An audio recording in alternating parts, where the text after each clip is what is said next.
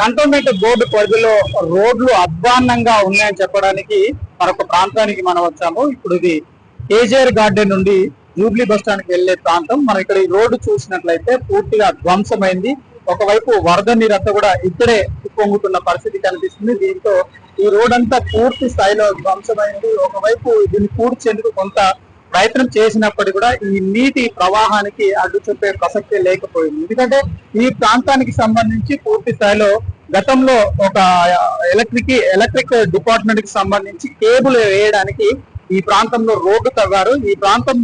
ఈ రోడ్డు తవ్వడం వలన అప్పటి నుండి ప్రయాణికులకు ఇబ్బందులు ఎదురవుతున్నాయి. ఎందుకంటే ఈ ప్రాంతంలో పూర్తి స్థాయిలో తవ్వడం వల్ల నీరు ఇక్కడే నిలిచిపోయింది. వరద నీరు కూడా ఇక్కడ రావడంతో ఇక్కడ గుంటలు ఏర్పడి ఈ వాహనదారులు తీవ్ర ఇబ్బందులు ఎదురవుతున్న పరిస్థితి కనిపిస్తుంది. మనం చూడవచ్చు, గడిచిన కొద్ది రోజులుగా వర్షాలు కురిశాయి. ఈ వర్షపు నీరంతా కూడా ఇక్కడే నిలిచిపోయింది. దానివల్ల ప్రయాణానికి తీవ్ర ఇబ్బందులు ఎదురవుతున్నాయని చెప్పి కూడా ప్రయాణికులు చెప్తున్నారు. ముఖ్యంగా ఇక్కడ సిగ్నల్ పడితే ఇది ఓన్లీ సింగిల్ వే. ఈ సింగిల్ వే తర్వాత ఇక్కడ చూడొచ్చు మనం అంతా ఏ విధంగా ఈ నీరు నిలిచిపోయింది. ఆ తర్వాత బయట నుండి కొన్ని వ్యర్థ పదార్థాలను తీసుకొచ్చి ఇక్కడ నింపే ప్రయత్నం చేశారు. అయినప్పటికీ ఈ సమస్యకు పరిష్కారం అయితే దీనికి సంబంధించి అధికారులు ఇప్పటి వరకు స్పందించిన పరిస్థితి లేదు. గతంలో డైమండ్ పాయింట్ దగ్గర కూడా ఇదే పద్ధతిలో ఇదే విధానంలో రోడ్డు సమస్యలు ఎదురైనవి. వాటిని కూడా పరిష్కారం చేస్తామని కంటితుపు చర్యలుగా తీసుకోవడం జరిగింది. తాజాగా మరి ఈ ప్రాంతానికైనా అంటే ఈ సిగ్నల్ దగ్గర ఇక్కడ ఉన్న పరిస్థితులను చూసినట్లయితే ఈ సిగ్నల్ వద్ద ఈ సమస్యను పరిష్కారం చేస్తే ప్రయాణికులకు అంటే ఈ గుంటల రోడ్లు కావచ్చు ఇవన్నీ కూడా పూర్తి స్థాయిలో ఉపశమనం కలిగే అవకాశం కనిపిస్తుంది. ఇక వైపు చూసినట్టయితే ఇక్కడ నీరు ఎట్లా ఉందంటే ఒకవైపు పరిశుభ్రత అని చెప్పేసి కంటోన్మెంట్ బోర్డు అధికారులు ఎప్పటికప్పుడు చెప్తుంటారు.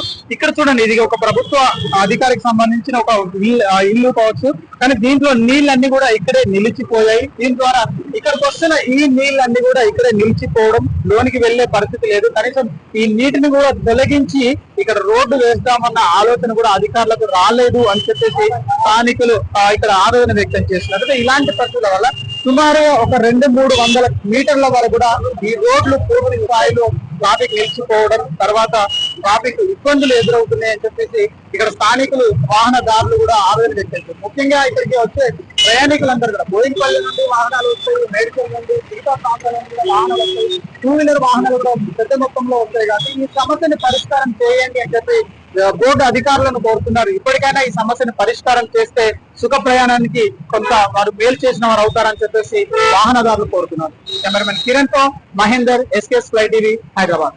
Please do subscribe to SKS Fly TV.